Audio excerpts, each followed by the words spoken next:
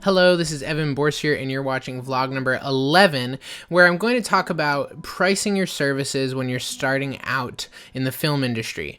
So I have been away for a few weeks. You may have noticed that I haven't posted a vlog in probably 2 or 3 weeks now, and I just wanted to apologize for that. I was on vacation for a week with my wife, and then I was working, so I haven't really had time to come back to the vlog, so I apologize. I'm going to try and keep up better with that now. So want to get right into this, and then I have some cool information tagged into the back. So back in vlog number 5, the Siege Cinema had a question, which you can go read the full thing here, but basically what it comes down to is, he says, I'm, kind of right past the point where I can start charging for my work, but the hardest thing is figuring out what to actually charge, and I empathize with that greatly. Especially, I think one of the hardest things when you're starting out is that usually your clients are people you know, and so they've seen where you've come from, they've seen that you're probably still pretty new to this, and so it's hard to just start throwing numbers out there to people. So he goes on to talk about how he got contacted to charge a wedding, wanted to rent some gear, came up with a quote, and his friend, who he doesn't give any context to what his friend does or anything, says he should have charged more. He ends up sending a higher quote, doesn't get the job. So the end of the question is, how do you price yourself right through the stages without scaring off a potential bride business client and still reach for the high end? Also, once you've established yourself at making a bit of money every month from freelance, when is it time to bring on an assistant, and what should they be paid? Thanks. So first thing I want to talk about is, how do you price yourself right through the stages? And the simple answer is, you charge whatever you can get, and you take whatever you can get on a certain level too, which is kind of, I think, the fundamentals of capitalism. But so like he says that he was looking to originally quote this bride about $1,000 to cover rentals and his time, but he said he should have charged more. And like there's two sides to this coin. One is, you don't want to super undercharge for your services, because if you're doing a good job, then you're maybe hurting other people who are also doing a good job. So I don't think everyone should just go doing everything for free all the time. That being said, I'm assuming that you haven't shot a million weddings before, so you're still in the learning stage. And if you can get $1,000, I would take it.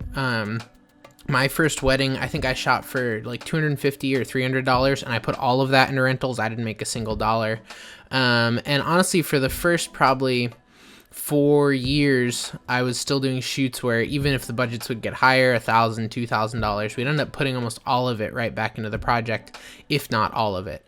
So if someone will give you $1,000, $500, $2,000, whatever it is, then, I think if you can justify it, then take it. You don't have to be stingy about it, and work is work, and $25 an hour isn't bad for something that you're presumably not an expert at. So as time goes on, you learn better what things are actually worth, what you actually need to be charging, you get more confident in your skills, and then that's when, now I'm a little more standardized in how we price out things, but there's still projects that, like this week, we're working on some stuff that's technically under budget, but it's something that I really want to do.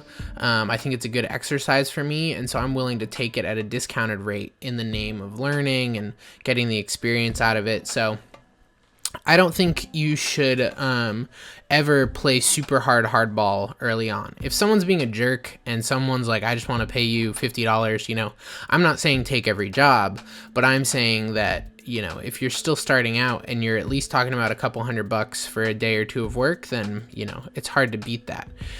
So as far as still reaching for the high end, I think you always want to start with what you think your pricing should be. So like I would say, maybe you think that you should be charging $2,000 for a wedding. And so you say, hey, normally I'd charge $2,000 for this, but I'm willing to be a little flexible. but you're setting a precedent, and that's something that we're intentional about now too with my work, is that if we're going to do a project at a discount for a client, we try to make it very clear that this is a discount, and we say, hey, maybe for whatever reason, this is a slow week, we really want to do this, we're willing to do it for, $4,000, $2,000, whatever it may be. But then if you're sending an invoice and whatever, we will basically invoice the whole thing and then discount it. So we show you, hey, this is a $10,000 project that we're doing for $2,000. And then when they come back, they don't go, oh, it was $2,000. Why is it $6,000 now? They go, oh, this is still cheaper than what it should be. So all that to say, I think you take what you can get. And if someone's asking you to second shoot and you can get $200 for the day, or you PA and get $200 for the day, you take what you can get to kind of get experience. And so I wouldn't be overly a stickler about it. The other quick point I had in here is that, when it comes to renting gear, I would even sometimes take shoots just as an opportunity to play with gear. Like if you want to shoot with a C100 and someone's willing to cover your rental, like, I don't know, that's not a bad gig, especially if you can go shoot something else for the weekend. So even if they'd offered you $500 or whatever, I probably personally would have taken it at that point in my career.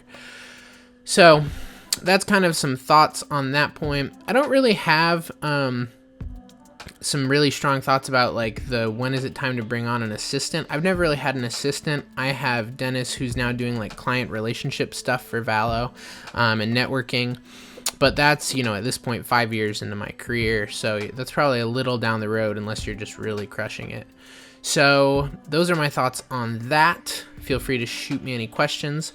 I want to talk about a few things though. We're mixing things up, trying to make the vlog look better. I'm shooting on my new iPhone 7 Plus now instead of my webcam. And hopefully that will help up production value and whatnot. We're using some cool new audio gear from Rode for some behind the scenes stuff that we're going to have coming out now. You should go to the blog and check out two things. At eBourcier.com, the first thing you should check out is our film challenge.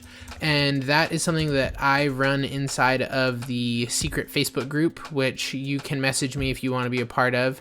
And right here, you can see the entries for our super secret film challenge. There's some more info on it, but check out these cool projects that some people worked on.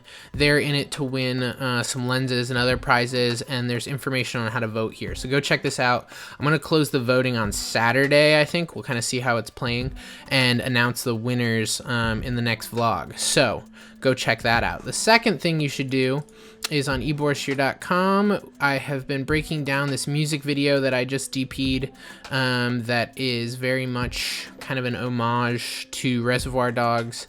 Of course, this page isn't loading right. But you can see the first part of the breakdown there, talk about gear, talk about lighting and references, talk about a whole bunch of stuff. Part 2 will be coming out within the next 2 or 3 days. So you should definitely go check that out. Tell me what you think. Ask any questions that you might want me to address in part 2. And aside from that, what are the other things? If you add me on Facebook as a friend, I'm totally down to be your friend, but shoot me a message if I don't know you, because I've started getting like 50 Facebook friend requests a day, and most of them are spam, so it's hard to pick through them. So if I should be friends with you, shoot me a message. If you have any thoughts on what you want the next vlog to be, any other content you want to see, comment on this video or shoot me a message. If you want to join the Facebook group, shoot me a message on Facebook. And that's pretty much it for now, I think. So just wanted to once again thank all the companies that are helping make this possible. So Rode Microphones, Ear Trumpet Labs, 64 Audio, Kessler Crane, and I think that's it for now. I might be forgetting somebody, but I'll add their logo if I missed them. So thank you so much. And if you want more info like this and more info on the business of production, you can always check out my Patreon. The link is in the description for that as well. Thank you so much for watching, and I'll see you soon.